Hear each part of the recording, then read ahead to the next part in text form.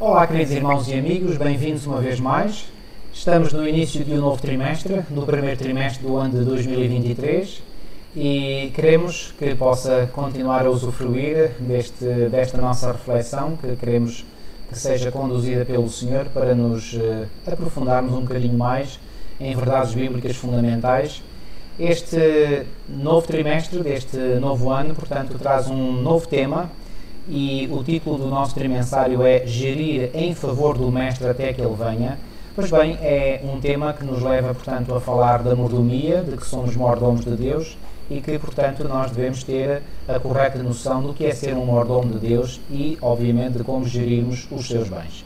Mais uma vez vou contar com a colaboração do meu querido irmão e amigo José Eloy Robalo para este novo trimestre. E, uma vez mais, vou pedir que ele possa fazer uma oração para iniciarmos a reflexão de hoje.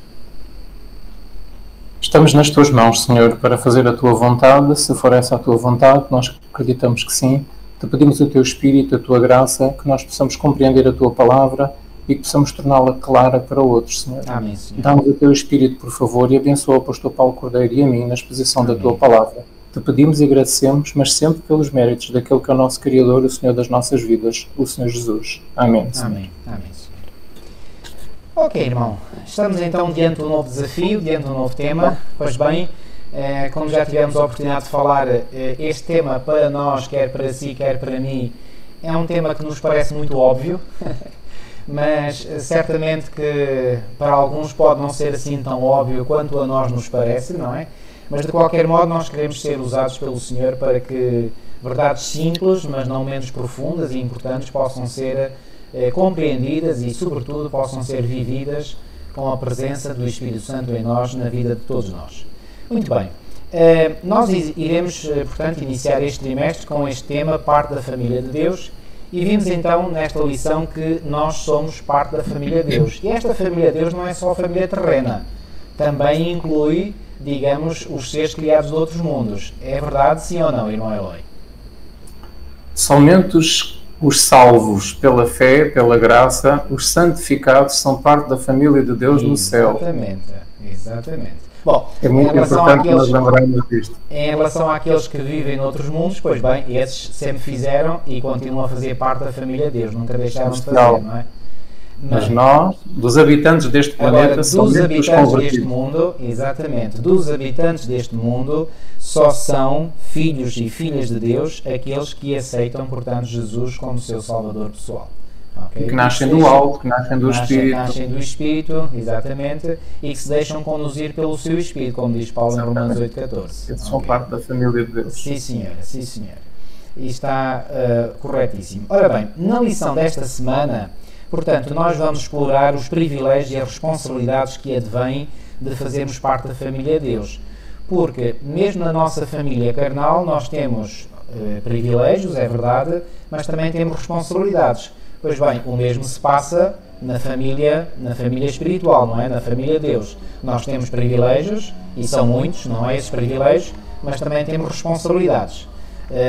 Já agora uma palavrinha sobre o autor. Este autor, portanto, é Edward Reed. É um autor que por acaso não conheço pessoalmente, mas conheço já desde o início do meu ministério, porque eu estava nos primeiros meses do meu ministério pastoral e o pastor, que foi o meu diretor de estágio, me ofereceu um livro em fotocópias, e esse livro era precisamente da autoria deste autor, George Reed. E o livro, portanto, estava em língua inglesa, é Sunday's Coming, ou seja, o domingo está a vir, o domingo está a chegar.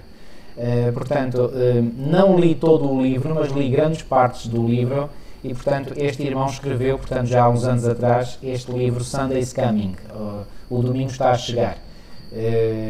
Esse domingo, portanto, que está a chegar, é aquilo que na gíria adventista nós denominamos o decreto dominical. Portanto, eu acredito que, pelo facto deste autor ter escrito esse livro, que é também um amante da profecia como nós somos. Pois, é isso. Portanto, mas sou profecia, o próximo trimestre, portanto, o segundo trimestre do ano 2023, vai ser novamente, digamos, um tema que que nos atrai muito, do qual nós somos fãs, digamos assim. Temos uma paixão por esse tema, que é precisamente as 3 mensagens angélicas. O título, aliás, está aqui, portanto, 3 mensagens cósmicas, não é? Nós cá em Portugal, para quem não saiba, nós temos atualmente o semestrário, portanto, nós temos de um lado para um trimestre e depois do outro lado do trimestre seguinte, ok? Portanto, sendo assim, já sabemos com antecedência qual é o tema que há de vir no próximo trimestre. Aliás, eu já partilhei com o irmão José Eloy, e aqueles que quiserem podem pedir.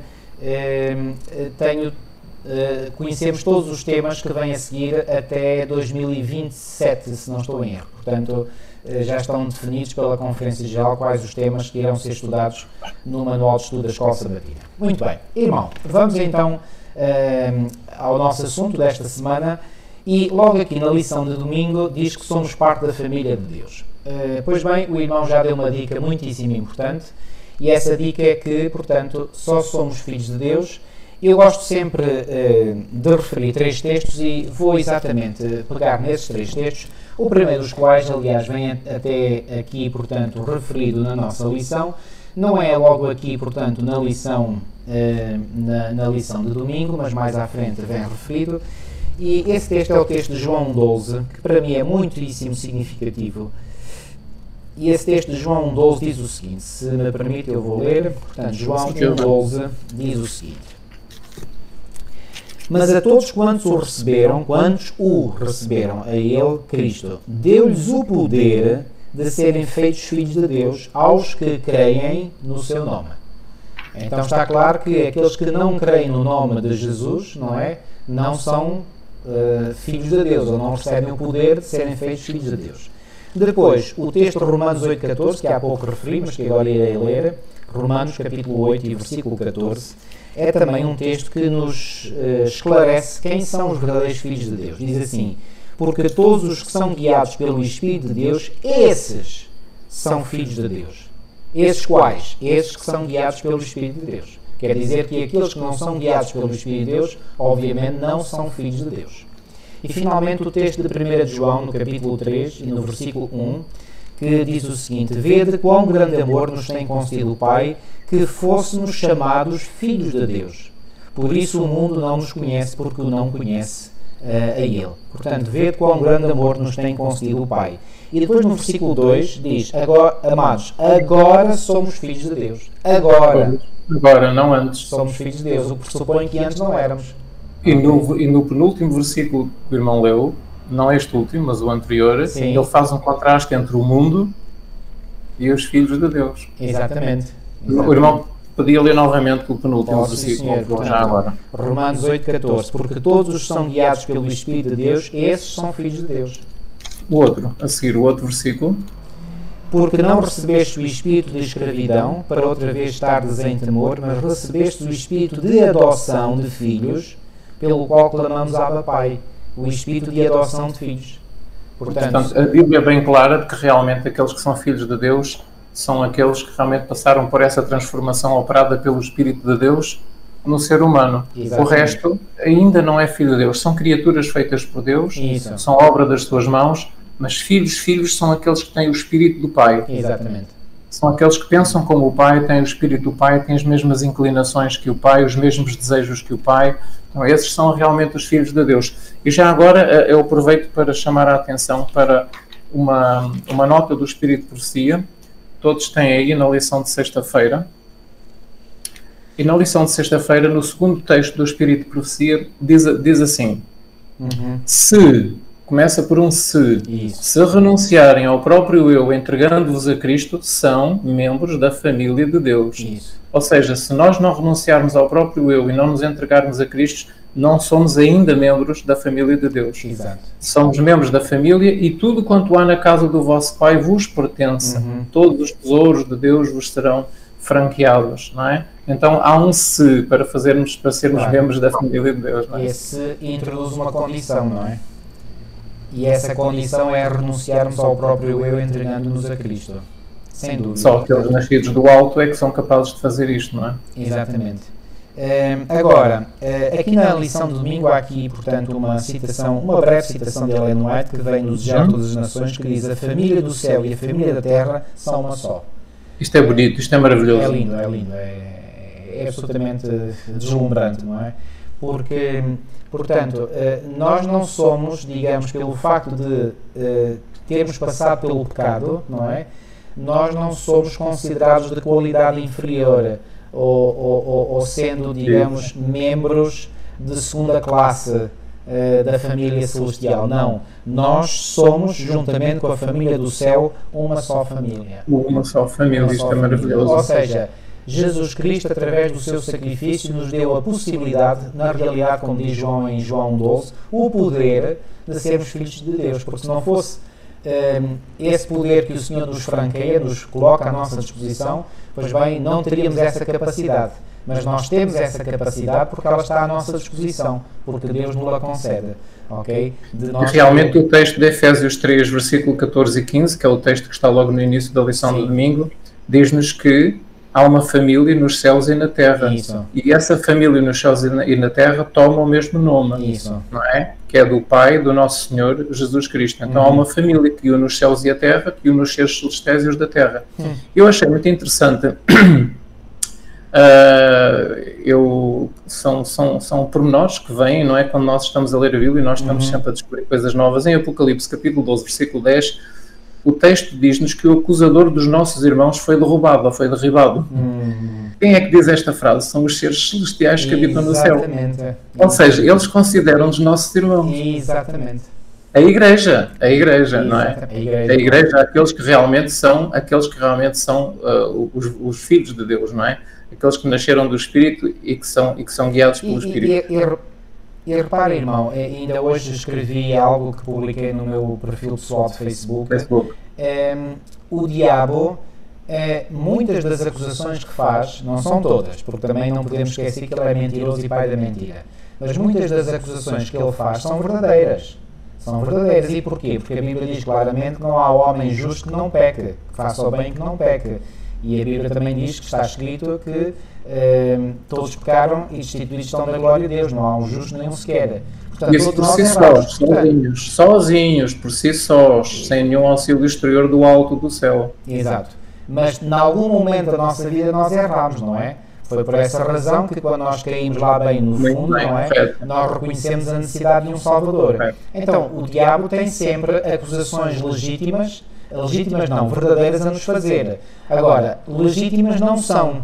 E não são porquê? Isto faz-me lembrar aquele episódio que Jesus viveu com os acusadores da mulher adúltera, que é relatado nos primeiros versículos do Evangelho de João, no capítulo 8, em que, portanto, Jesus faz um desafio, diz: olhem, aquele que entre vós está sem pecado, atire a primeira pedra. E o que é certo é que eles começaram todos a ir embora. Ou seja, o que é que aquelas palavras de Jesus fizeram na mente daqueles homens? Pois bem, eles certamente refletiram que não tinham legitimidade para acusar aquela mulher porque eles próprios também estavam sem pecado. Então, será que Lúcifer, o diabo, está sem pecado? Mas é evidente que não. Então, o que é que ele já fez e o que é que ele continua a fazer? Tem legitimidade para nos acusar? Não tem. Mas, infelizmente, como nós sabemos, portanto, ele já está numa situação, e há muitos séculos, de ser um ser absolutamente incorrigível, não é? Agora, que nós não caiamos nesse mesmo erro, não é? De poder, porque, reparem, todos nós, num momento ou noutro nas nossas vidas, já caímos no pecado. Uns num pecado, outros noutro, portanto, não importa, é pecado, não é? A Bíblia não faz grande distinção de pecados. Só faz distinção na forma como nós reagimos, portanto, à convicção. Se nós somos mais rebeldes em nos deixarmos convencer, pois bem, então aí a nossa situação é mais perigosa do que se nos deixarmos facilmente convencer. Mas pecado é pecado. Então, nós temos que ser cuidadosos e podemos até usar a nossa situação de termos sido pecadores para podermos ser ainda mais úteis a alguém, porque eu posso chegar junto de alguém e dizer: olha, mas eu também já caí em pecado, eu já passei por isso. Pode não ter sido exatamente o pecado específico que essa pessoa que eu quero ajudar caiu, mas também caí em pecado, não é? E eu posso então dizer: olha, porque eu caí em pecado, eu sei que em Jesus encontrei um Salvador. e não apenas um Salvador que me perdoa dos pecados, mas um Salvador que me dá o poder para eu controlar as minhas inclinações pecaminosas. Então, o que Ele fez comigo também pode fazer por ti. Isto não é acusação, isto é ajudar. Isto é ajudar.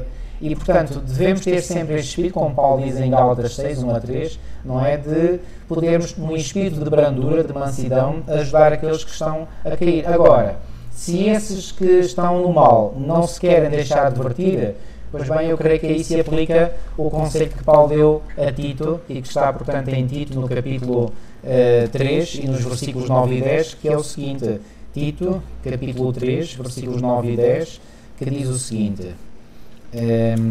eu vou ler, diz assim, portanto, evita, aliás, 10 e 11, Tito 3, 10 e 11, evita o homem faccioso, outras versões dizem o homem herege, depois de admoestá-lo primeira e segunda vez, pois sabes que tal pessoa está pervertida e vive pecando e por si mesma está condenada.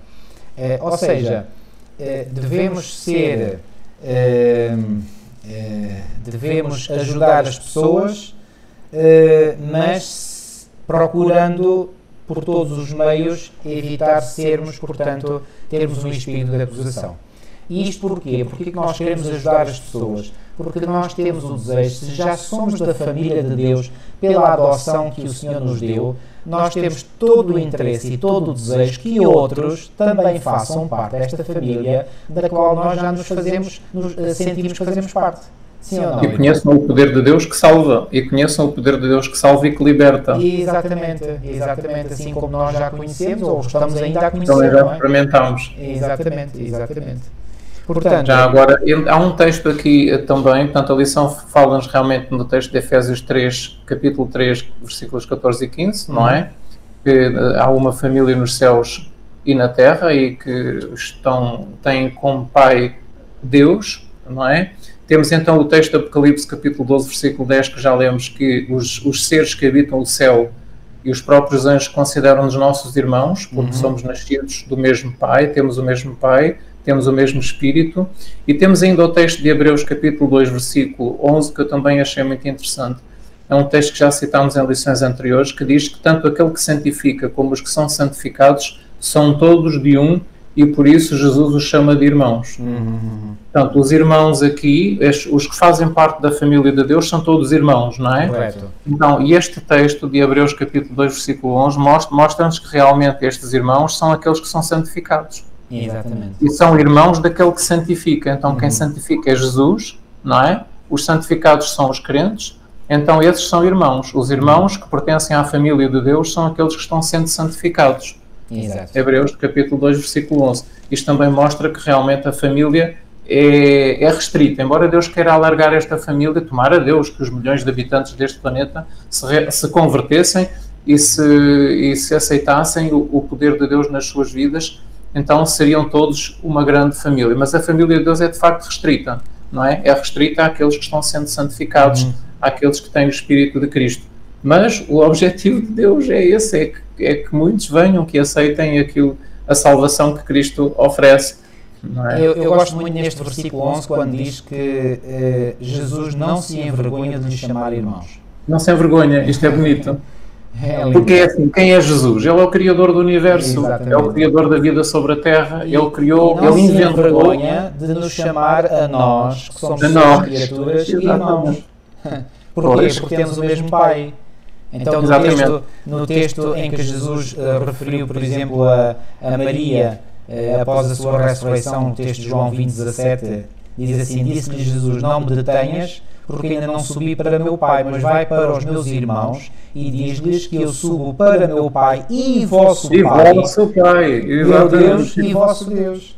Meu Pai, vosso Pai. Exatamente. Portanto, aqui Jesus considera-se irmão daqueles que estão sendo atuados pelo Espírito Santo, estão sendo transformados, santificados.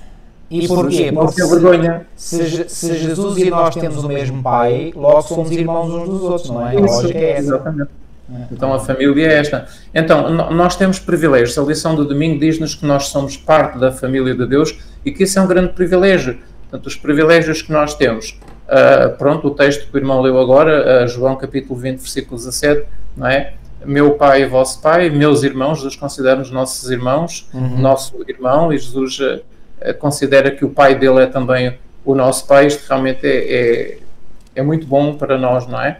E depois a lição ainda menciona-nos o texto de Êxodo capítulo 31, versículo 10, em que Deus fala para Moisés que te enviarei para que tires o meu povo do Egito. Então, qual é o privilégio que nós temos? É sermos povo de Deus. Exatamente. Novamente, em Êxodo, capítulo 5, versículo 1, que a lição nos pede também para ler. Deixa ir o meu povo. Assim diz o Senhor, deixa ir o meu povo. Portanto, este é o privilégio, sermos povo do Senhor. E em Gálatas, no capítulo 3, versículo 26, novamente o Senhor repete, na era do Novo Testamento, pela fé em Jesus Cristo, nós somos filhos de Deus. Isto é maravilhoso, somos filhos de Deus. E em Gálatas, também no capítulo 3, versículo 29, diz: e se sois de Cristo, sois descendência de Abraão e herdeiros. Então, quais são os privilégios que nós temos se fizermos parte da família de Deus e se nascermos do Espírito Santo, se nascermos do alto e recebermos um novo coração, se recebermos a mente de Cristo? Então, os privilégios é termos a Deus como nosso Pai, é sermos filhos de Deus. Deus considera-nos seus filhos, nascidos dele, nascidos do Espírito de Deus.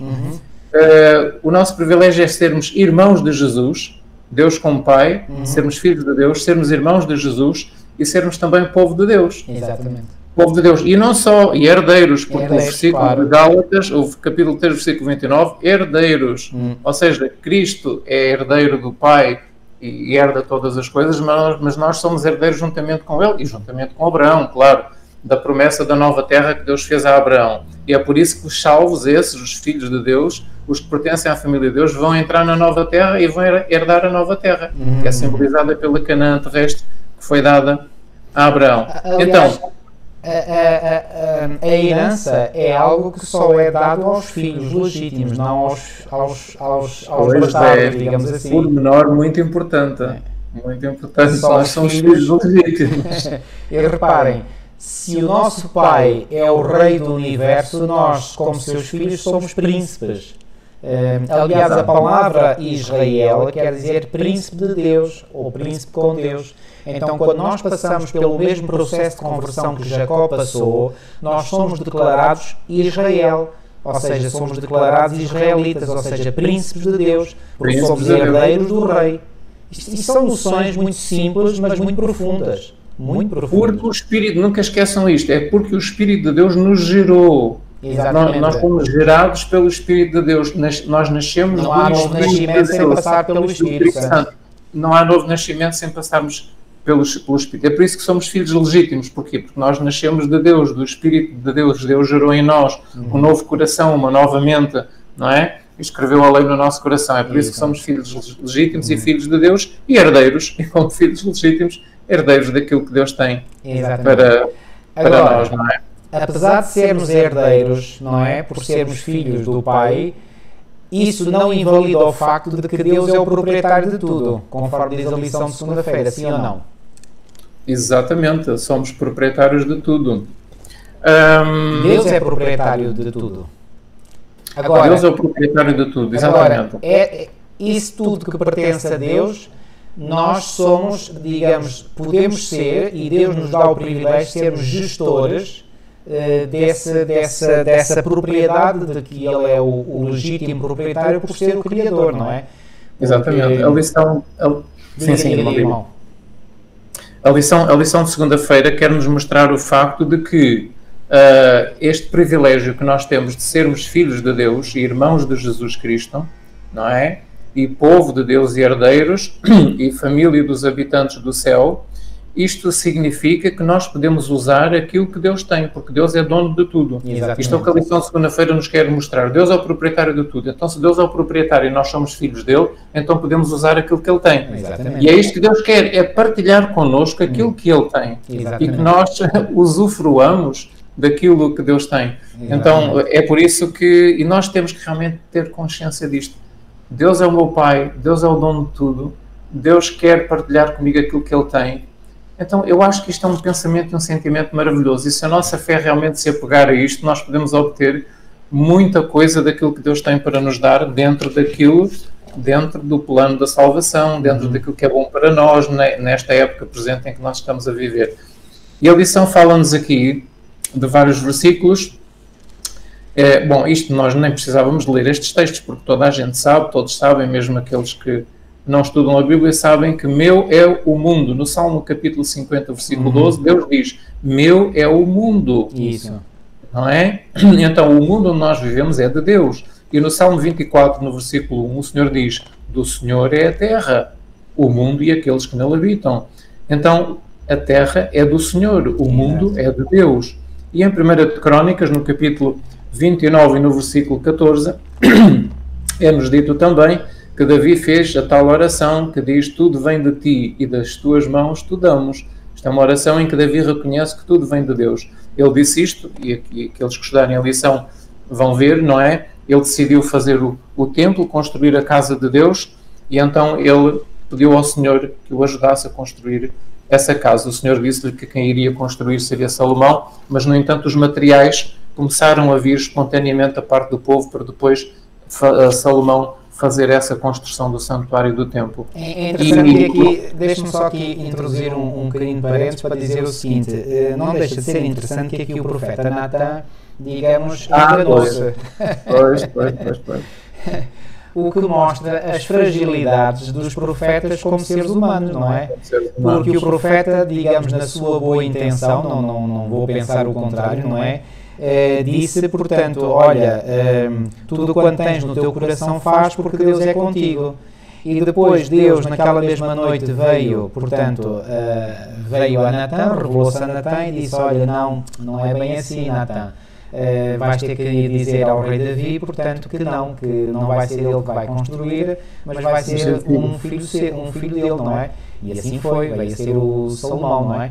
Mas depois Davi lá pediu então e pronto, aceitou, mas disse, olha, será que ele não poderia pelo menos juntar os materiais? E aí Deus consentiu, e então ele, digamos, permitiu-se ser o gestor, permitiu-se com a aprovação divina, de ser o angariador, melhor dito, o angariador dos materiais, portanto, para a construção do templo. E quando começaram a chegar os materiais, não é? E aconteceu aqui a mesma coisa que aconteceu com o santuário no deserto, não é? Em que também Moisés teve que dizer ao povo para deixar de trazer porque já havia coisas a mais, não é? Portanto, aqui também vieram muitos materiais. E quando Davi viu todos esses materiais, ele então louvou ao Senhor, e ele louvou desta forma, no versículo 13 de 1 de Crónicas 29. Agora, pois, ó Deus nosso, graças te damos e louvamos o nome da tua glória, porque quem sou eu e quem é o meu povo, que tivéssemos poder para tão voluntariamente dar semelhantes coisas, porque tudo vem de ti e da tua mão tu damos. Que frase fabulosa. Realmente ele atribui a Deus tudo, aqueles bens, na mente de qualquer outra pessoa, eles atribuiriam todos aqueles bens a si próprios. O rei, não é, tem controle e domínio sobre aquilo que o povo tem, é assim que era antigamente, e a prata e o ouro estavam na posse das pessoas, sim, mas eram do rei. O rei, se queria, podia juntar todo aquele ouro, toda aquela prata e ficar com tudo. Mas não, Davi reconheceu, contrariamente aos reis da época, que tudo aquilo que o povo tinha e que ele tinha, vinha de Deus. Exatamente. E o Espírito de Profecia diz-nos também, a Lei não é que em visão foi levada ao passado, e ela diz-nos que Deus tocou o coração do povo para eles darem liberalmente tudo, até terem os materiais todos necessários. Ou seja, isso foi também uma evidência para Davi de que Deus estava... Deus desejava que ele reunisse os materiais. Deus permitiu que ele reunisse os materiais, não construísse, mas reunisse os materiais. Isso foi uma evidência de que realmente Deus estava ao leme. Então é como se Davi estivesse a dizer, nesta oração estamos apenas a devolver-te aquilo que é teu. Isto é bonito, é um espírito bom que todos os líderes da igreja hoje deveriam ter, todos os cristãos deveriam ter este espírito, porque realmente nós nada temos. Exatamente. Nós nada temos, é tudo de Deus, somos apenas mordomos. E é Deus que nos dá o poder para ter tudo aquilo que temos, seja dinheiro, seja casas, seja o que for, talentos, habilidades. Tudo vem de Deus e realmente é uma dádiva de Deus e nós devemos sentir-nos gratos a Deus por isso. Ele é o legítimo dono de tudo. Se não fosse por Deus e pela sua graça, nós de facto não teríamos nada, seríamos... Nós nem sequer existiríamos. Nem sequer existiríamos se não fosse a sua graça. Então, minha é a prata e meu ouro, diz Ageu no capítulo 2, versículo 8. Minha é a prata e meu ouro. Portanto, a Bíblia é bem clara ao dizer do Senhor é a terra, do Senhor é o mundo, tudo vem de Deus e toda a prata, todo o ouro, toda a riqueza que existe neste planeta pertence a Deus. Deus apenas permite ao homem gerir. atuar como mordomos, não é? Agora, portanto, Deus é o proprietário de tudo, não é? E Ele, como já vimos, coloca, digamos, à nossa disposição para nós podermos gerir recursos. Esses recursos não são apenas recursos materiais, é também, bom, em primeiro lugar, a nossa existência, não é? Porque a nossa existência devemos a Ele. Isto já estou na lição de terça-feira. É a promessa da salvação, não é? Que acaba por ser uma certeza quando nós estamos verdadeiramente em Cristo. E depois é também certos dons espirituais que também o Senhor nos dá, conforme nos diz 1 Coríntios, no capítulo 12. Gosto particularmente aqui do Salmo 23:1, que diz: o Senhor é o meu pastor, nada me faltará. Nada é nada. Portanto, isto é uma afirmação de peso muito forte. Todos nós conhecemos o Salmo 23, mas se calhar às vezes não paramos para pensar nestas palavras, na força destas expressões. Quando o Senhor diz, aliás, é Davi aqui a falar, o Senhor é o meu pastor, nada me faltará, ele está absolutamente certo de que se o Senhor é o meu pastor, nada me faltará. Aliás, na versão Almeida Revista e corrigida, hoje é que eu reparei, nesse pormenor, diz lá, o Senhor é o meu pastor, 2 pontos, nada me faltará. Porque noutra versão tem um ponto e vírgula. Ora, estes 2 pontos indicam que há uma ligação entre o que é dito em primeiro lugar com aquilo que é dito a seguir. Ou seja, nada me faltará porque o Senhor é o meu pastor. Ou dito de outra forma, porque o Senhor é o meu pastor, nada me faltará. Nada me faltará. Isso. Exatamente. Se o meu pastor fosse outra pessoa que não o Senhor, muitas coisas me podiam faltar. Mas sendo ele o meu pastor, nada me faltará. De tudo o que é essencial à vida. Exatamente. Tudo o que é essencial à vida. Não é coisas que nós imaginamos que nos faltam quando não nos fazem falta nenhuma, não é? E Deus aí é que é sábio para saber o que é que nós precisamos e o que é que não precisamos. Exatamente.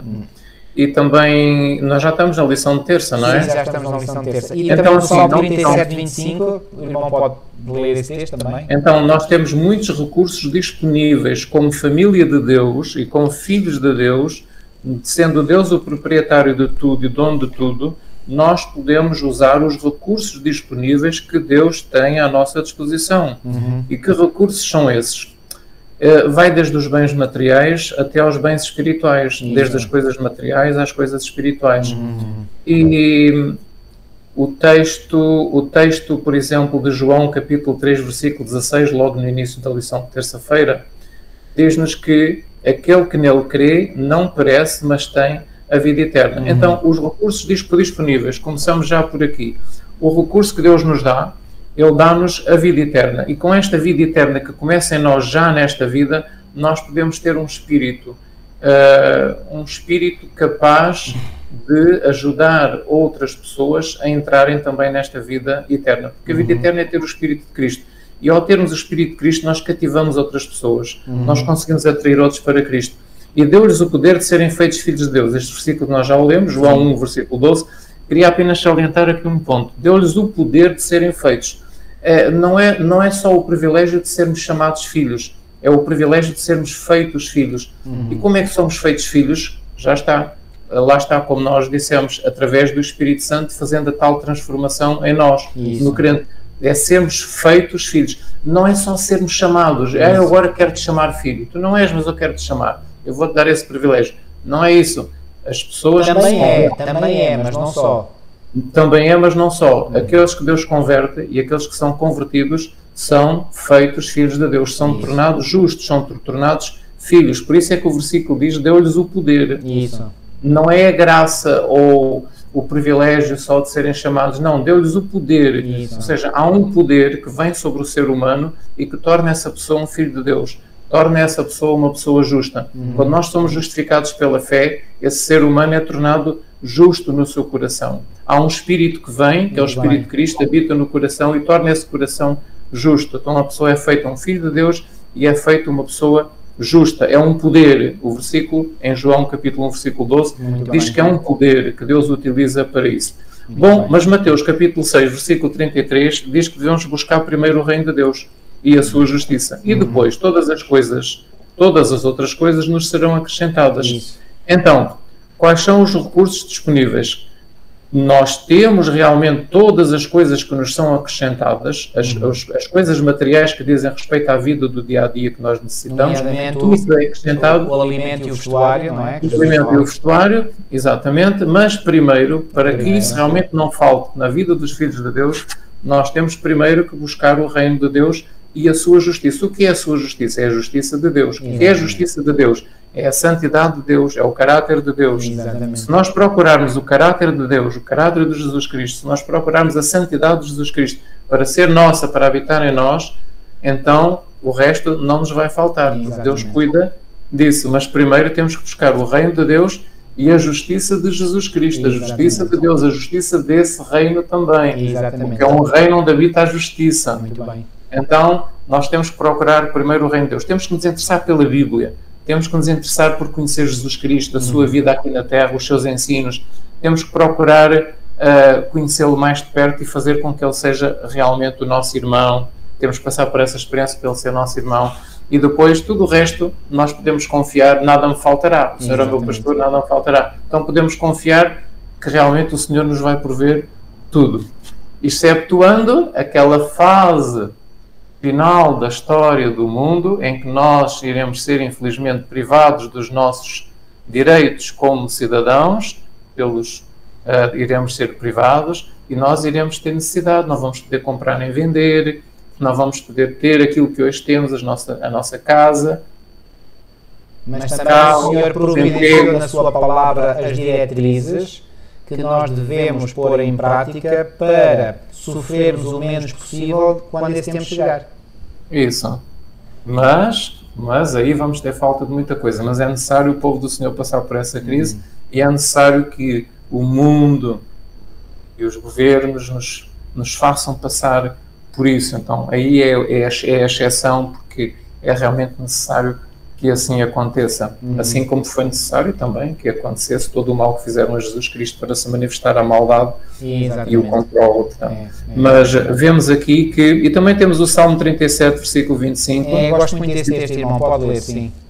Nunca vi desamparado o justo, nem a sua descendência a mendigar. Isto é maravilhoso. É fantástico. Nunca vi desamparado o justo. O justo quem é? O justo é aquele que faz a vontade de Deus. Isso. É aquele que leva uma vida de santidade, uma vida de obediência, é aquele que faz a vontade de Deus. Portanto, nós temos recursos disponíveis, Deus nunca nos vai desamparar, Deus nunca nos vai faltar.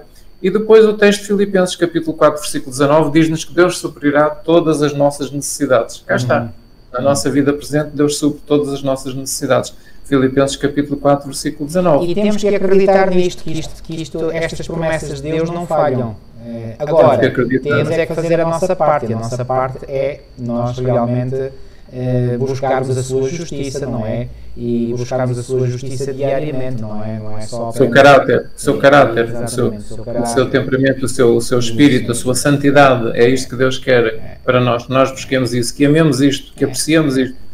E depois temos os recursos disponíveis espirituais, temos os recursos materiais que Deus nos dá, não é? Se buscarmos o seu reino, todas estas coisas vos serão acrescentadas. E agora temos a parte espiritual. Exatamente. Em João, no capítulo 14, versículo 15 e 17, o Senhor Jesus diz que nós teríamos um outro Consolador para que fique para sempre connosco, o Espírito da Verdade, que o mundo não pode receber porque não o vê nem o conhece. Mas vós o conheceis, porque habita convosco e estará em vós. Então, e ele vos guiará em toda a verdade, diz o capítulo 16. Isso é fantástico, esta promessa de que o Espírito Santo nos guiará em toda a verdade. Em toda a verdade. Toda a verdade, subentendido, toda a verdade revelada. E mesmo aquela que não está revelada, o Senhor também nos guia através dos profetas, porque Ele vai nos dando verdades novas à medida que entramos numa época diferente. Ou seja, em todas as épocas da história do mundo, Deus sempre tem uma verdade nova que Deus revela ao seu povo nessa época da história do mundo. Mas normalmente são verdades que estão esquecidas. São verdades que estão pisadas, estão esquecidas, e Deus traz novamente essas verdades para a Igreja, para ajudar a Igreja a recuperar a pureza de doutrina que existia no passado, noutras épocas da história do mundo. Mas guia-nos em toda a verdade, sim. Por exemplo, a verdade sobre o sábado perdeu-se após a morte dos apóstolos, durou apenas alguns séculos, só pequenos grupos aqui e acolá em toda a Europa e na Ásia e na África é que tinham a verdade sobre o sábado, mas o Senhor encarregou-se de que no século XIX a verdade sobre o sábado fosse recuperada através da Igreja Adventista.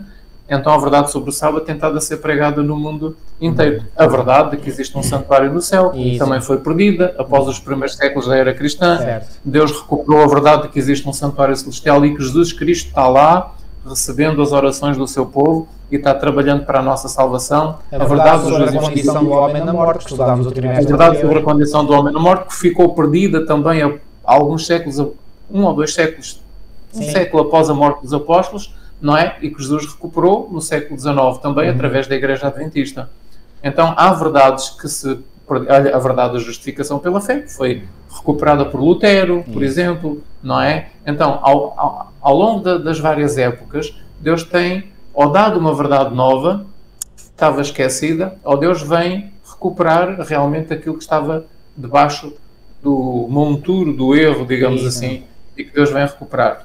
Mas temos aqui em João, no capítulo 14, versículo 15 a 17, que um recurso disponível muito importante que nós temos é realmente o Consolador, o Espírito Santo, é o Espírito da Verdade. E este Espírito da Verdade, em 1 Coríntios capítulo 12, é-nos dito, na Sagrada Escritura, que Ele dá dons espirituais. Então, quais são os recursos que nós temos? São os dons, os recursos espirituais são os dons que vêm pela presença do Espírito no crente, não é? Então, temos recursos materiais que Deus não falta, Deus não faltará, Deus não desampara, Deus supre as nossas necessidades, mas depois vem o maior de todos os dons, o maior de todos os recursos que Deus dá, que é o Espírito Santo, que é o Consolador, que dá os dons espirituais. E quando a igreja tem dons espirituais, é uma igreja rica. Exatamente. É uma igreja maravilhosa. Um dos dons espirituais que foram recuperados também, por exemplo, no século XIX, foi o dom do Espírito de Profecia, dado a Ellen White, no século XIX. Foi um dom que Deus recuperou e que deu à sua igreja dos últimos dias. Então, para quê? Agora, tudo isto para quê? São recursos que estão disponíveis para aqueles que são filhos de Deus, que são família de Deus, para nós sermos uma bênção para outros. O grande objetivo é, sim, para a nossa preparação para a vida eterna, sim, para nos qualificarmos, para nos prepararmos para a vida eterna, mas também para agarrarmos nesses dons, nesses recursos disponíveis e levarmos outros à salvação. Ou seja, usarmos tudo isso para a bênção de outros, para a salvação de outros. Há aqui um texto que eu quero partilhar com os irmãos. Agora, irmão, e enquanto procura esse texto, aqui o apóstolo Paulo, em 1 Coríntios 12, ao falar dos dons espirituais, portanto, diz que, no versículo 4, os dons são diversos, mas o Espírito é o mesmo. Ou seja, é o mesmo Espírito que está por detrás de todos os dons. E depois, no versículo 7, ele diz: a manifestação do Espírito é concedida a cada um visando a um fim proveitoso. Ou seja, o objetivo é sempre um fim proveitoso. E, por exemplo, Paulo, em Efésios 4, quando fala também dos dons, ele diz lá, portanto, que esses dons servem para quê? Eu vou ler lá em Efésios, no capítulo 4, portanto, tendo com vistas ao aperfeiçoamento dos santos, versículo 12, para o desempenho do seu serviço, para a edificação do corpo de Cristo. Portanto, todos estes dons servem para a edificação do corpo de Cristo. O corpo de Cristo que é este. Pois bem, é esta família de Deus que nós temos estado aqui a falar. Portanto, estes dons, digamos, são blocos construtores, digamos assim, entre aspas, que ajudam a construir, portanto, este corpo de Cristo que é a família de Deus, não é? Agora, estes dons são diversos, não é?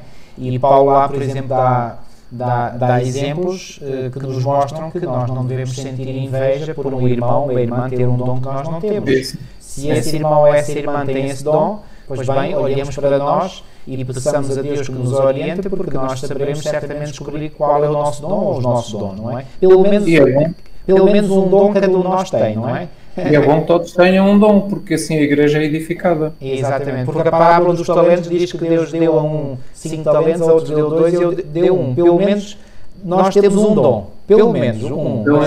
Poderemos ter mais do que um, ok? Muito bem. Então, o texto do Espírito de Profecia está na lição da terça-feira, nos comentários da Ellen White do dia 3, e está no Parábolas de Jesus na página 72 e diz assim: Cristo é apresentado nas Escrituras como uma dádiva. É uma dádiva, agora tem um mas. Cristo é uma dádiva, mas somente para aqueles que se entregam a Ele, mente, corpo e espírito, sem reservas. Devemos entregar-nos a Cristo para vivermos uma vida de obediência voluntária a todos os seus reclamos.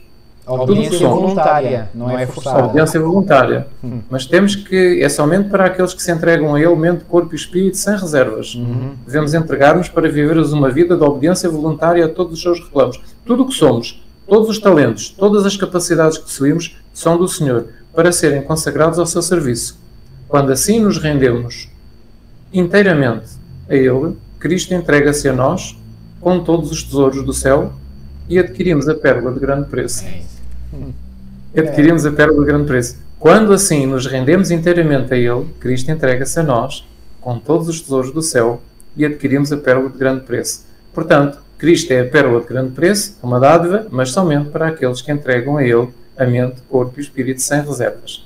E o outro texto que eu gostava de vos ler está numa meditação matinal, a Maravilhosa Graça, 2017, na página 111, e que diz assim: todas as bênçãos são concedidas. Agora tem um mas também, há aqui um mas. Todas as bênçãos são concedidas aos que mantêm uma ligação vital com Jesus Cristo. Então, se não houver esta ligação vital com Jesus Cristo, as bênçãos não são concedidas. Jesus chama-nos a si, não simplesmente para nos renovar com a sua graça, não apenas para nos renovar com a sua graça, uma vez, e com a sua presença por algumas horas, e depois mandar-nos embora da sua luz, para andarmos separados dele em sombras e tristezas. Não. Diz-nos que precisamos de ficar com ele. Ou seja, ele renova-nos com a sua graça e com a sua presença, mas ele quer que nós fiquemos com ele. E ele connosco. Confiem nele continuamente. Não duvidem do seu amor. Ele conhece toda a nossa fragilidade e o que nos é necessário, e dar-nos a graça suficiente para cada dia. Todo o obreiro que segue o exemplo de Cristo estará apto a receber e a empregar o poder que Deus prometeu à sua Igreja para o amadurecimento da seara da terra. Ele conceder-lhes-á a presença do seu Espírito, o seu poder vivificante e santificador. Ao saírem para os seus deveres diários, vão com a certeza de que a atuação invisível do Espírito os habilita a serem cobreiros de Deus. Então, o texto diz-nos que nós precisamos ser renovados com a sua graça, mas depois de ser renovados com a sua graça devemos ficar com Ele e Ele connosco e confiar nele continuamente. Ele vai dar-nos a sua graça para cada dia e o poder que Ele prometeu, Ele vai nos dar cada dia. É um poder vivificante, é um poder santificador, e essa atuação invisível do Espírito Santo vai habilitar-nos a sermos cooperadores de Deus. Amém. Isto é o que significa usarmos os recursos disponíveis que Deus põe ao nosso alcance. E o maior recurso é o Espírito Santo. Exatamente. Realmente, este é o melhor de todos. Com ele vem tudo aquilo que nós podemos precisar espiritualmente para nos qualificarmos para a vida na nova terra, não é? E é a recuperação da imagem de Deus que existia antes do pecado, que existia em Adão e Eva. Não é? Todos estamos destituídos da glória de Deus, do caráter de Deus, mas o plano da salvação é pegar nos seres humanos que estão interessados e colocar novamente neles, regenerar novamente neles, renovar novamente neles o caráter de Deus, a glória de Deus, para que possam estar qualificados para a vida na nova terra. E também não podemos fazer este trabalho para Deus aqui na terra se nós de facto não possuirmos o caráter de Cristo, o Espírito de Cristo. Nós não conseguimos fazer este tipo de trabalho. Podemos fazer sim, um pouco, mas não verdadeiramente como Deus gostaria. Só depois de o Espírito Santo ser derramado no dia de Pentecostes é que a Igreja conseguiu fazer o trabalho de pregação, e como Deus gostaria, milhares de pessoas se converteram num só dia, não é? Nós também iremos receber o Espírito Santo em larga medida, naquilo que nós chamamos o evento da chuva Sorode, a última chuva do Espírito Santo, que será superior e melhor do que a descida do Espírito Santo no dia de Pentecostes, e a Igreja então finalmente irá iluminar o mundo inteiro com a glória de Deus, com o caráter de Deus, e nós iremos esclarecer de tal modo as verdades no coração, na mente das pessoas. As pessoas olharão para nós e verão realmente o caráter de Cristo em nós, e as pessoas vão dizer: agora sim, agora nós vemos que estes são realmente servos de Deus, eles têm o Espírito de Deus e queremos aprender com eles. Então o Espírito vai tocar o coração de todos os seres humanos. Aqueles que estão interessados irão aprender, os que não estão interessados irão rejeitar, todos tomarão a sua decisão, e o tempo de oportunidade que Deus dá à raça humana irá terminar, o tempo da graça vai terminar. Jesus Cristo sai do santuário celestial, não mais intercede pela raça humana, e cada um aproveitou ou não a oportunidade que Deus lhe deu. Mas nós não vamos conseguir fazer este trabalho de usar realmente 100% estes recursos disponíveis que Deus tem para nós, como filhos de Deus, se não recebermos o Espírito Santo. Se não recebermos o Espírito de Cristo, nós não vamos conseguir fazer este trabalho. É por isto que nós oramos e ansiamos pela chuva sobre a chuva do Espírito.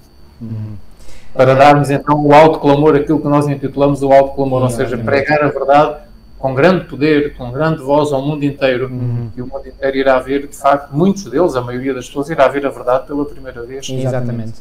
Há muitos sinceros também nas igrejas, na Igreja Católica, nas igrejas protestantes, existem muitos filhos de Deus, milhares de filhos de Deus ainda estão lá, e que amam a Deus e que servem a Deus segundo toda a luz que têm, segundo aquilo que julgam ser a verdade, mas são fiéis, são sinceros, e todos esses irão ser chamados quando chegar à altura, quando sair a lei dominical, a lei do domingo, o decreto dominical, a verdade sobre o sábado irá ser proclamada, e juntamente com a verdade sobre o sábado irá ser proclamada muitas outras verdades que estão ligadas à verdade sobre o sábado, e muitos, milhares e milhares de filhos de Deus que estão neste momento noutras igrejas cristãs irão aceitar irão sair de Babilónia, que entretanto terá caído por completo, não é? Porque o Senhor tem uma mensagem a ser dada, caiu Babilónia. Então essas pessoas, esses crentes, esses irmãos nossos que estão lá, irão de facto abraçar a verdade, reconhecerão a verdade, porque o Espírito Santo atuará neles e verão, e nesse momento eles porão de lado todos os laços de família, os laços de amizade, tudo aquilo que ainda os prende. Muitos deles que conhecem um pouco a verdade, mas ainda sentem-se presos, outros pela primeira vez que irão ouvir. Então tudo isto vai ser fruto de nós usarmos convenientemente estes recursos que Deus pôs à nossa disposição como filhos de Deus, como família de Deus, que nós finalmente iremos usar em breve, quando sair a lei dominical, que o Senhor derramará o seu Espírito em grande medida sobre a sua igreja.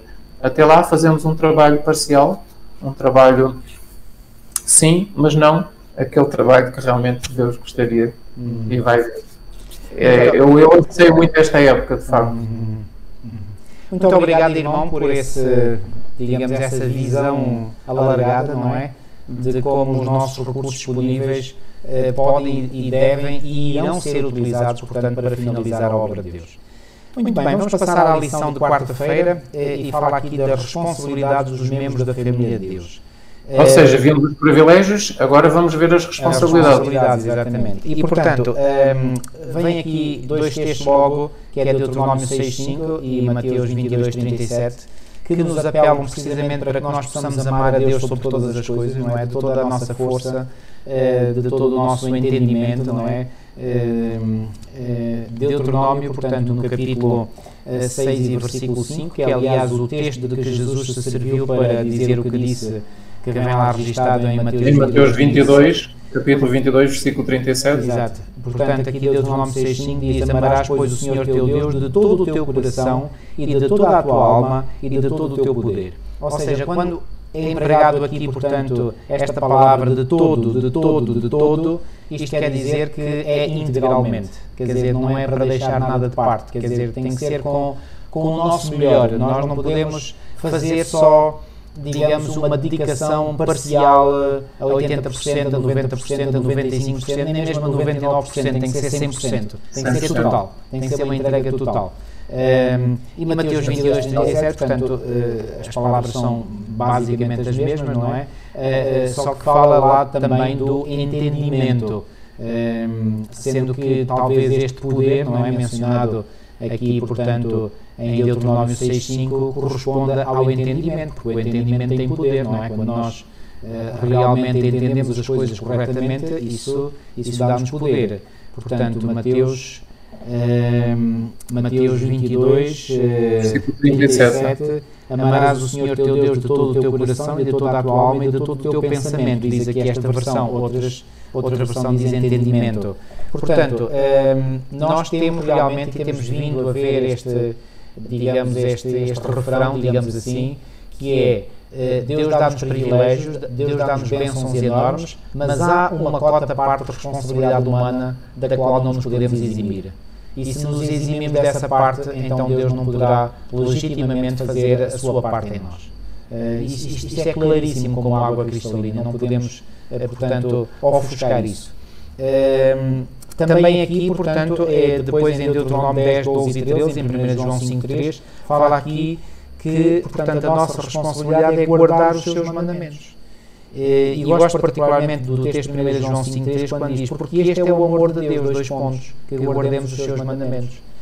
Ou seja, muito se fala hoje do amor, mas o amor, e muitas pessoas dão muitas definições do que é o amor. Pois bem, na Bíblia, o amor tem uma definição muito clara, muito objetiva, é guardar os mandamentos de Deus. Porque aqui é claríssimo. Este é o amor de Deus, 2 pontos, que guardemos os seus mandamentos. Ou seja, toda a pessoa que no poder do Espírito Santo e sem quaisquer reservas da sua parte guarda os mandamentos de Deus, é nessa pessoa que o amor de Deus se manifesta plenamente. Aliás, gostei aqui do documentário que o autor fez, mais à frente, quando diz, portanto, estamos habituados a ver este versículo da seguinte forma: bem, amamos Deus e, portanto, guardamos os seus mandamentos. E ele diz, isto está certo, mas talvez possamos também lê-lo como, este é o amor de Deus, isto é, conhecemos e experimentamos o amor de Deus ao guardarmos os seus mandamentos. Também acontece, porque quem guarda os mandamentos de Deus sente, de facto, o amor de Deus. Isso mesmo. Porquê? Porque quando nós fazemos isso, o Espírito de Deus fala ao nosso coração, o Espírito de Deus fala com mais força, os anjos aproximam-se, os anjos de Deus aproximam-se com aqueles que fazem a vontade de Deus. E nós sentimos realmente o amor de Deus no nosso coração, colocado em nós pelos anjos. Sentimos de forma mais a nossa percepção torna-se... É maior. É maior, exatamente. Portanto, é maior. Ficamos mais sensíveis, digamos, à percepção desse amor. Quanto mais obedecemos a Deus e fazemos a vontade de Deus, maior é a presença dos anjos connosco. Sim, maior a presença, sim, e mais perceptível é para nós também, sim, a presença desses anjos. E a presença deles transmite-nos o amor de Deus. Nós sentimos que realmente Deus nos ama. O Espírito Santo coloca no nosso coração o testemunho de que somos filhos de Deus, que Deus nos ama. E esse é recíproco. Se eu amo a Deus, obedeço, e quando eu obedeço, eu sinto o amor de Deus por mim. Portanto, é um círculo. É um círculo. Exatamente. Só que neste caso não é um círculo vicioso, é um bom círculo.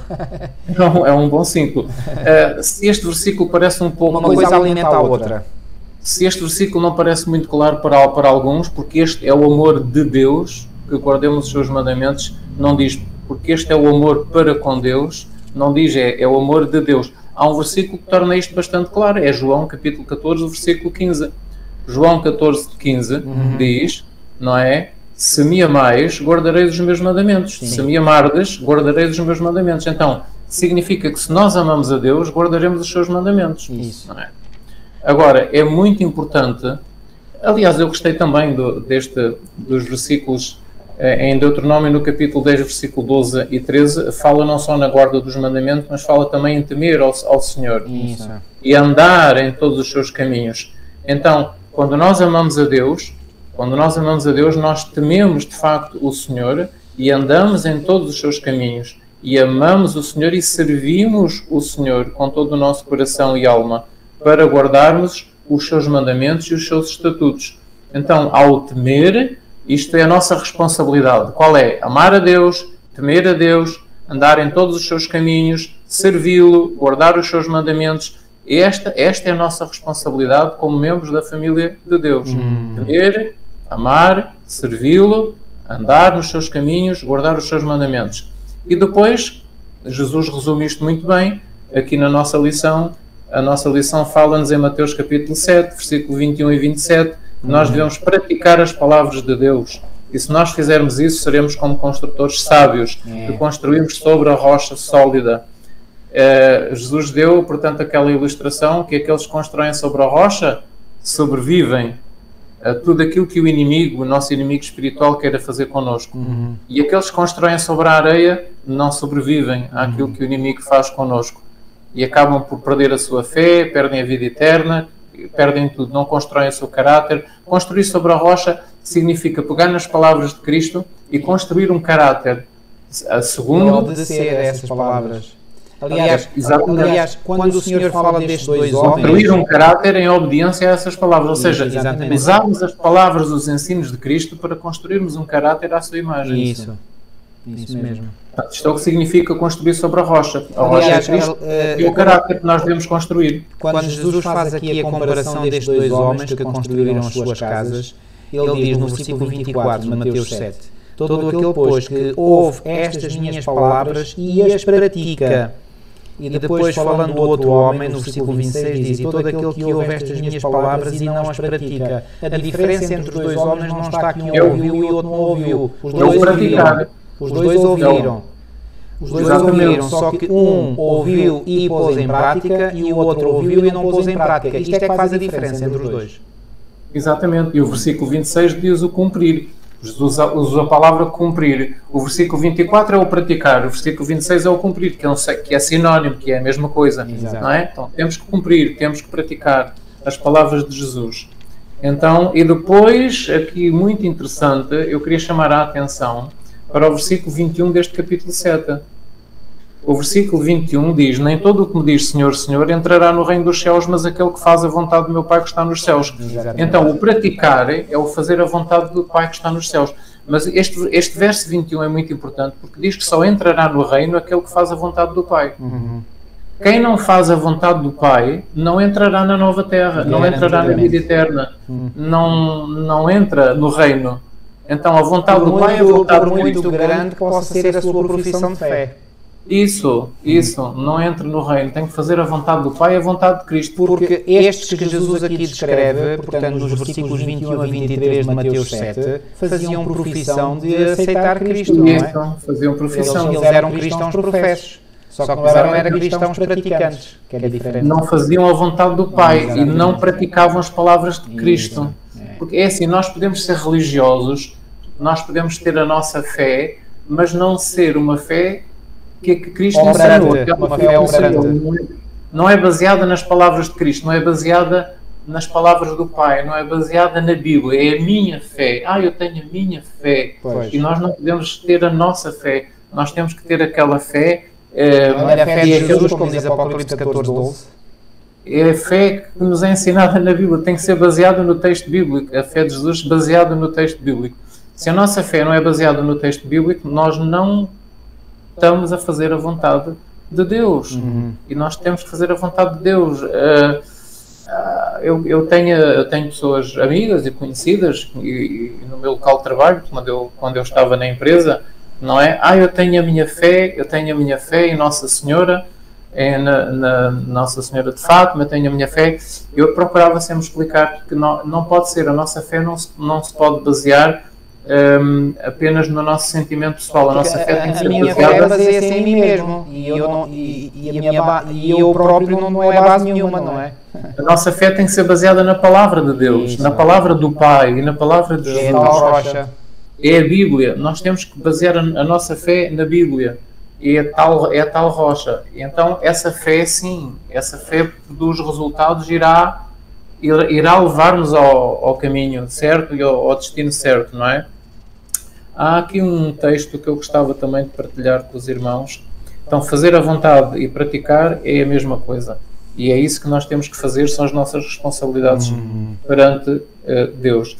Deixa-me ler-vos um texto que se encontra aqui também nos comentários para a lição desta semana, do dia 4 de janeiro.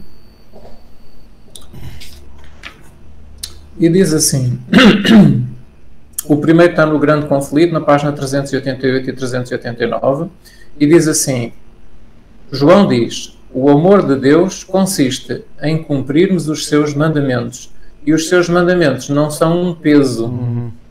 Agora reparem naquilo que eu vou ler a seguir, é maravilhoso, isto é belo. No novo nascimento, o coração é posto em harmonia com Deus. Isto é lindo. No novo nascimento... Aliás, lembrem-se, ninguém é filho de Deus se não passar pelo novo nascimento. Okay? No novo nascimento, o coração é posto em harmonia com Deus, ao colocar-se em conformidade com a sua lei. Quando esta poderosa transformação se efetua no pecador, Este passou da morte para a vida, do pecado para a santidade, da transgressão e da rebelião para a obediência e lealdade. Terminou a velha vida de afastamento de Deus, começando a nova vida de reconciliação, de fé e de amor. Então, a justiça... Isto eu gosto muito disto. Então, está aqui citado Romanos capítulo 8, versículo 4. Muito pouco se cita este versículo. Então, a justiça da lei cumpre-se em nós, que não andamos segundo a carne, mas segundo o Espírito. Romanos capítulo 8, versículo 4. E a linguagem da alma será: quanto amo a tua lei, é a minha meditação todo o dia. Então, o que é que acontece? No novo nascimento, o coração é posto em harmonia com Deus, em conformidade com a lei de Deus. Dá-se uma poderosa transformação. Passamos da morte para a vida, do pecado para a santidade, passamos para a obediência, para a lealdade. Terminou a velha vida de afastamento de Deus. A justiça da lei cumpre-se em nós, porque não andamos segundo a carne, mas segundo o Espírito. Claro, nasceu de novo, nasceu do alto, nasceu do Espírito, então anda segundo o Espírito, não é? Então, a justiça da lei cumpre-se em nós, que não andamos segundo a carne, e segundo o Espírito. Como é que há pessoas e como é que há líderes que podem dizer que é impossível guardar completamente a lei de Deus? Como é que há líderes que conseguem dizer isso? Não pode ser, porque a Bíblia diz que a justiça da lei cumpre-se. O preceito da lei cumpre-se e a justiça da lei cumpre-se em nós porque andam segundo o Espírito, porque nasceram do Espírito no novo nascimento. E se andarem segundo esse Espírito, há uma poderosa transformação que é efetuada. A pessoa é transformada do pecado para a santidade e a justiça da lei cumpre-se. Esta é a experiência que Deus quer dar a todo o ser humano que se converte. Isto é aquilo que Deus deseja dar a todo o habitante deste planeta. Exatamente. É aquilo que Deus quer dar. Esta é a verdadeira experiência que Deus quer dar a todo o cristão, a todo aquele que se chama cristão. Há muitos que se chamam cristãos, mas não estão ainda vivendo esta experiência.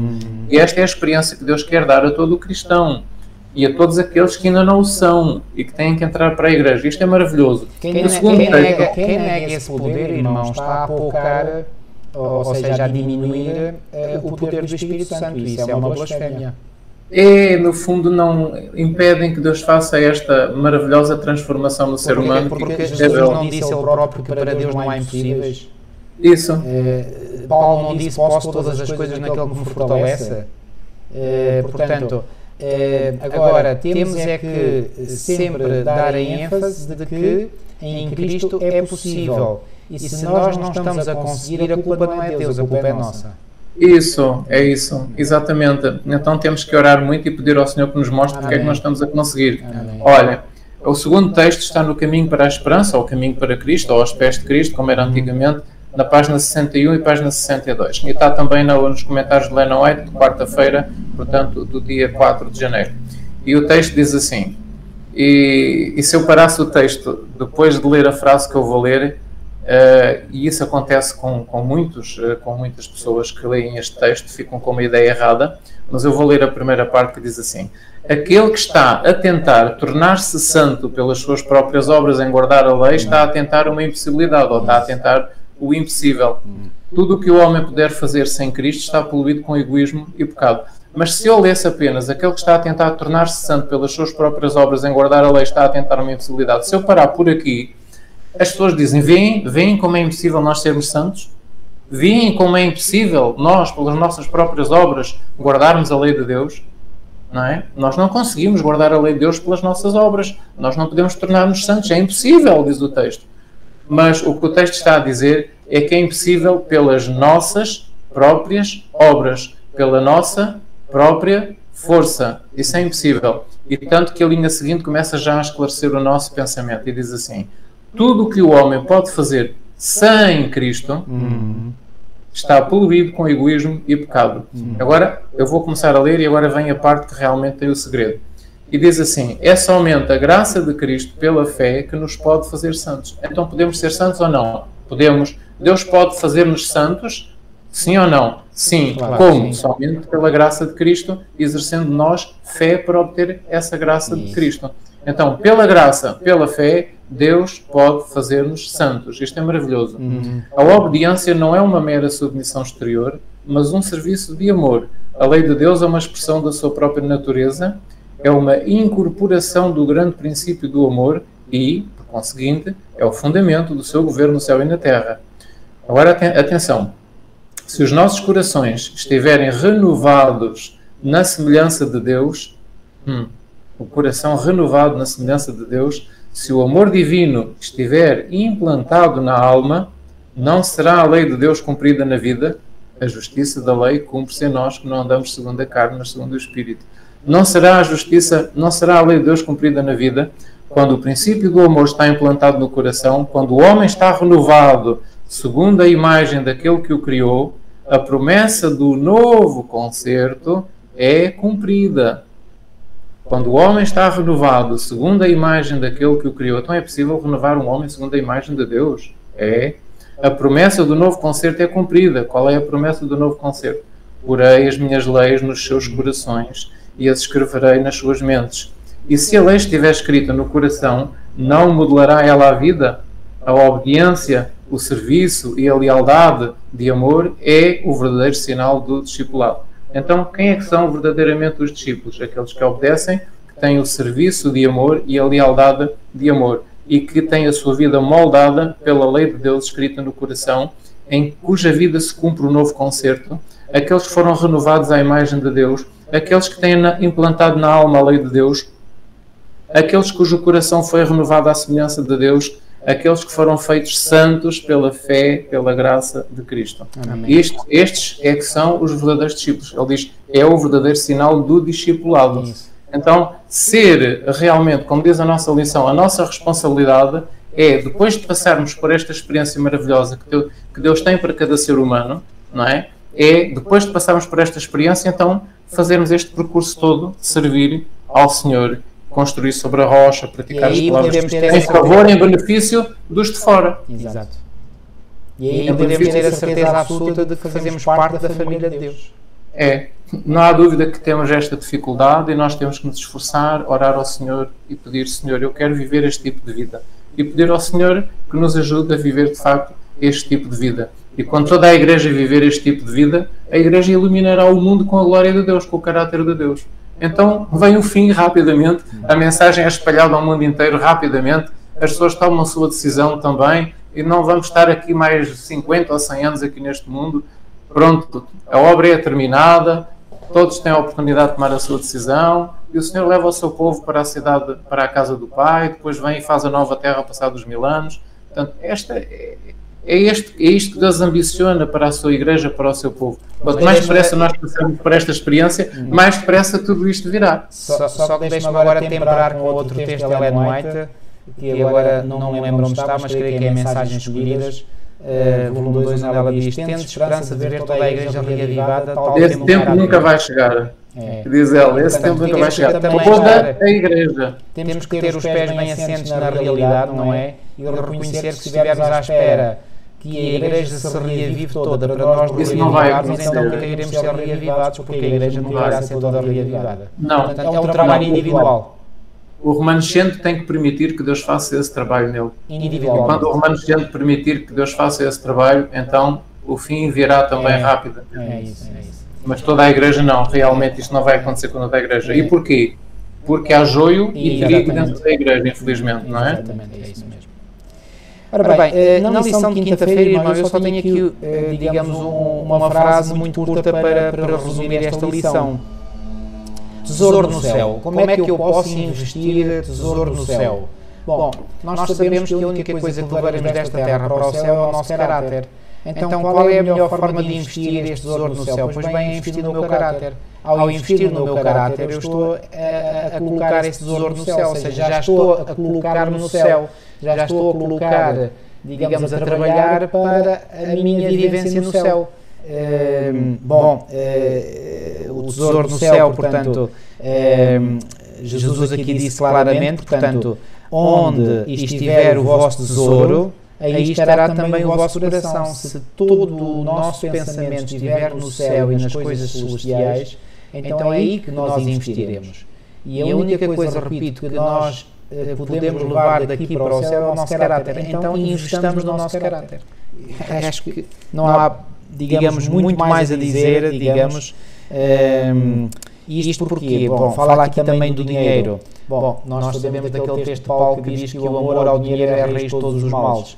Pois bem, não nos deixemos prender. Bom, a pessoa que investe no seu caráter não vai ter seguramente amor ao dinheiro.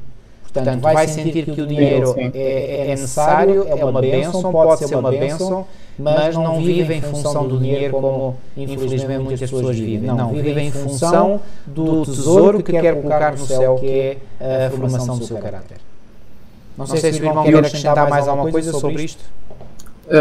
Sim.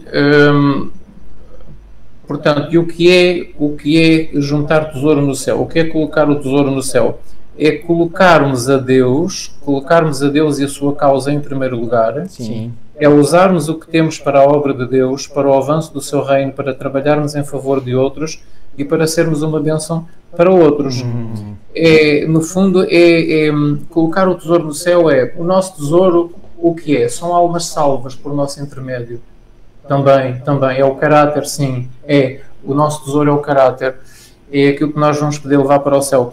Mas eu colocar... Se eu invisto no meu caráter, eu naturalmente eu vou pensar nos outros, eu vou trabalhar exatamente, dos outros, a salvação por natureza, é isso mesmo. Mas os tesouros no céu é quando chegarmos ao céu nós podemos ter o privilégio de ver pessoas salvas pelo nosso trabalho, pelo nosso esforço. Claro que o trabalho é de Cristo, o mérito é todo de Cristo, mas Deus usa-nos como seus instrumentos para a salvação de outras pessoas. Exatamente. Então, assim como Cristo tem a satisfação de ver na vida eterna pessoas salvas pelo seu sacrifício na cruz, nós também vamos ter o nosso prazer, a nossa alegria de ver lá pessoas que nós conduzimos à salvação, a quem demos estudos bíblicos, a quem entregamos um livro, por quem oramos, não é? Nós vamos ter esse prazer. Então, colocar o tesouro no céu é procurarmos salvar as pessoas, procurarmos distribuir literatura para depois no céu nós vermos os frutos e vermos esses resultados. E se nós fizermos isto, nós não vamos usar o nosso dinheiro para termos uma casa de 200 mil euros, não vamos usar o nosso dinheiro para termos um carro de 60 mil euros, nós não vamos usar o nosso dinheiro para vivermos bem aqui nesta terra, não é? Mas vamos ter, o nosso desejo será não realmente este mundo, mas o céu. Então tudo o que pudermos fazer para quando chegarmos ao céu termos esta riqueza de vermos almas salvas por nós, será muito bom. Então a Bíblia não diz que nós somos errantes e peregrinos nesta terra. Então um errante e um peregrino investem ao longo do caminho que vai percorrendo. É errante, é peregrino, não pode viver numa tenda, viver numa tenda e montar a tenda depois mais à frente, como Abraão fazia. Olha, Abraão, qual era o plano de Deus para Abraão? O plano de Deus para Abraão é o mesmo que Deus tem para connosco. Qual era? Tu serás uma bênção e te abençoarei. Isso. E abençoarei os que te abençoarem e amaldiçoarei os que te amaldiçoarem. Isso vai acontecer também no fim dos tempos. Deus vai amaldiçoar os que amaldiçoam o povo de Deus. Isso. E em ti serão benditas todas as famílias da terra. Então, tu serás uma bênção e em ti serão benditas todas as famílias da terra. O que Deus quer fazer através dos adventistas do sétimo dia, e aliás de todos os cristãos que são verdadeiramente filhos de Deus e sinceros em outras igrejas. Pronto. O que Deus quer fazer através dos seus filhos é, portanto, que nós sejamos uma bênção para outros e que levemos outros à salvação e à vida eterna, pelo contacto com eles, uma palavra, uma oração, um livro que se empresta, um estudo bíblico que se dá, o convidar para vir à igreja. Pronto. Tudo isso é um trabalho que tem que ser feito e que faz com que nós sejamos uma bênção para os outros, para todos.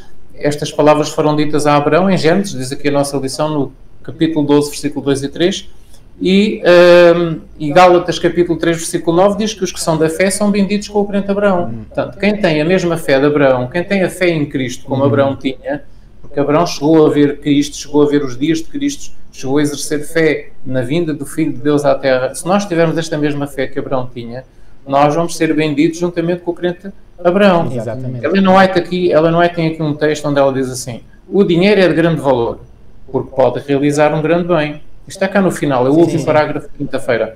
Nas mãos dos filhos de Deus é alimento para o faminto, é água para o sedento, é vestido para o nu. E é defesa para o oprimido e meio para socorrer o enfermo. Mas o dinheiro não vale mais do que a areia, a não ser que o empreguemos para prover às necessidades da vida, para nós, para a bênção de outros e para o desenvolvimento da obra de Cristo. Portanto, o dinheiro tem que ser usado em 3 vertentes. É prover as necessidades da vida, prover confortos para a nossa existência aqui, não os tais confortos que é luxo, que é um exagero, não, os confortos, portanto, basicamente necessários, que nos tornam minimamente confortáveis na nossa existência. A segunda vertente é usar o dinheiro para a bênção dos outros e a terceira vertente é o desenvolvimento da obra de Cristo. Certo. É aqui que nós temos que usar os tais recursos que nós, como filhos de Deus e da família de Deus, temos. Se é dinheiro, é assim que nós temos que usar. E realmente é muito difícil para muitos de nós usarmos o dinheiro assim deste modo. Para os outros e para a obra de Deus. Praticamente usamos tudo para nós, não é? É o que acontece normalmente. E depois a obra de Deus leva uma migalha, e os outros também levam uma migalha. Eu gostava de ler também para os irmãos, para aqueles que nos estão a ouvir, aqui um comentário que Ellen White faz ao versículo 22 de Mateus 6. Portanto, nós lemos no início da lição de quinta, Mateus 6, versículos 19 a 21. Não ajunteis tesouros na terra, não é? Mas ajuntai tesouros no céu. É aí que deve estar o vosso coração. E depois, no verso 22 diz: se os teus olhos forem bons, todo o teu corpo terá luz. Agora ouçam o comentário que Ellen White faz a isto. Está aqui também nos comentários à lição desta semana. E está aqui nas Meditações Matinais para Conhecê-lo, de 1964, na página 219. E está, portanto, nos comentários de 5 de janeiro. E diz assim: se os olhos forem bons, depois ela cita Mateus 6,26. Se os olhos forem bons, e depois ela diz o que é que isto quer dizer. A seguir diz: se forem dirigidos para o céu, então o que são ter olhos bons? São olhos que são dirigidos para o céu. É termos um coração e uma mente e pensamentos, não nas coisas deste mundo, mas dirigidos para as coisas do alto, para as coisas do céu, para a vida eterna, não é? Para as coisas espirituais. Se os olhos forem bons, se forem dirigidos para o céu, a luz celestial encherá a vida. Então a nossa vida vai ser cheia da luz celestial. E as coisas terrenas apresentar-se-ão insignificantes e indesejáveis. Mudar-se-á o desígnio do coração e será atendida a advertência de Jesus. Depositareis no céu o vosso tesouro. Os vossos pensamentos fixar-se-ão nas grandes recompensas da eternidade. Todos os vossos planos serão feitos com vista à vida futura e imortal. Sereis atraídos para o vosso tesouro. Não tomareis em conta os vossos interesses mundanos, mas em todas as vossas ocupações fareis a silenciosa indagação: Senhor, que queres que eu faça? A religião bíblica será então entretecida na nossa vida diária. Portanto, este é o texto onde ela faz o comentário que é dirigir os olhos para o céu, no fundo, que é colocar o nosso tesouro no céu. O versículo 22 está ligado ao 21 e ao 20 e ao 19. Está tudo ligado. Portanto, este é o comentário que ela não é que faz do que é que devemos fazer. E o outro texto que eu gostava de vos ler está aqui nos Primeiros Escritos, no livro Primeiros Escritos, na página 112. E diz assim: o verdadeiro consolo e gozo do cristão tem de estar e estará no céu. A alma sequiosa daqueles que têm provado os recursos do mundo por vir e se banqueteou nos gozos do céu, não ficará satisfeita com coisas terrestres. Esta é uma experiência que eu realmente tenho sentido ao longo dos anos. Estas pessoas encontrarão bastante que fazer nos seus momentos de ócio. As suas almas serão atraídas para Deus. Onde estiver o tesouro, aí estará o coração, mantendo uma suave comunhão com o Deus que amam e adoram. A sua recriação estará na contemplação do seu tesouro, que é, e depois ela diz o que é o tesouro: a cidade santa, a nova terra, o seu eterno lar. E enquanto se demoram nessas coisas, que são elevadas, puras e santas, o céu aproxima-se deles e sentirão o poder do Espírito Santo. E isto tenderá a desabituá-los cada vez mais das coisas deste mundo e fará com que o seu consolo e principal gozo esteja nas coisas do céu.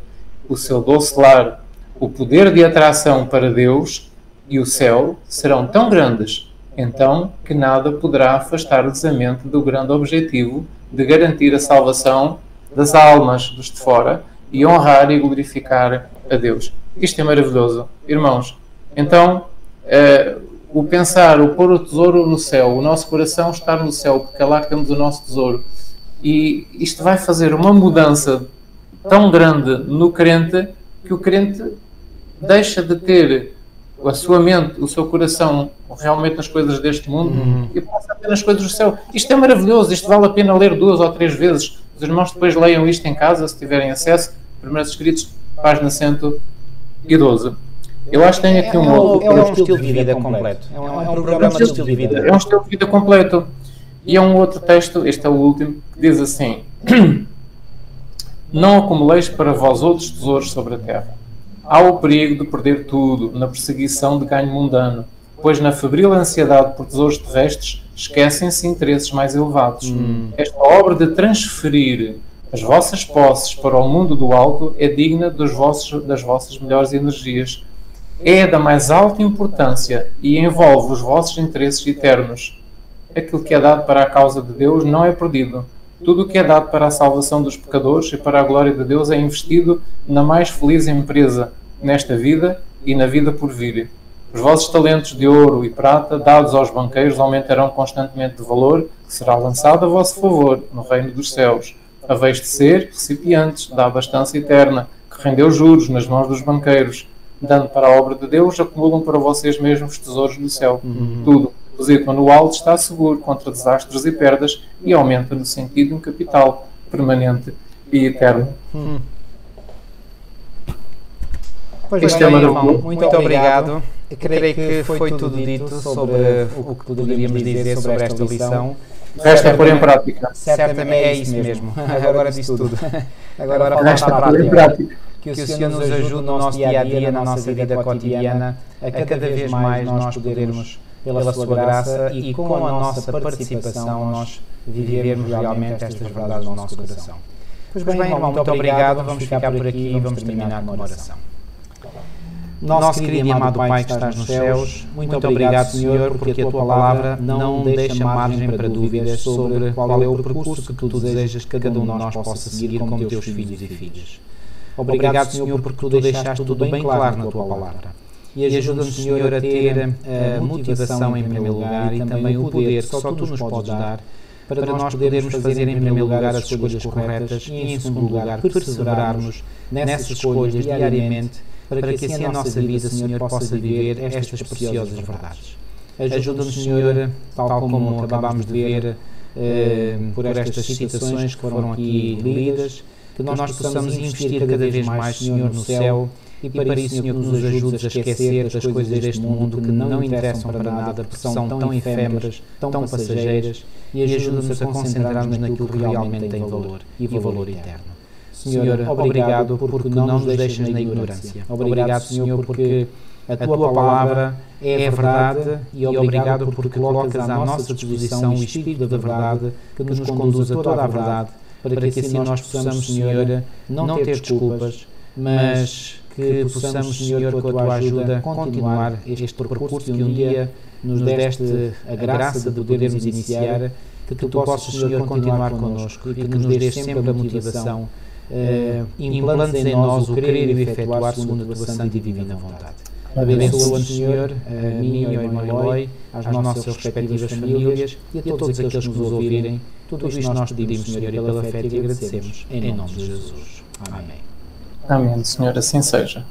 Queridos irmãos, ficamos por aqui hoje. Marcamos encontro para a próxima semana. Que Deus vos abençoe. Uma ótima semana.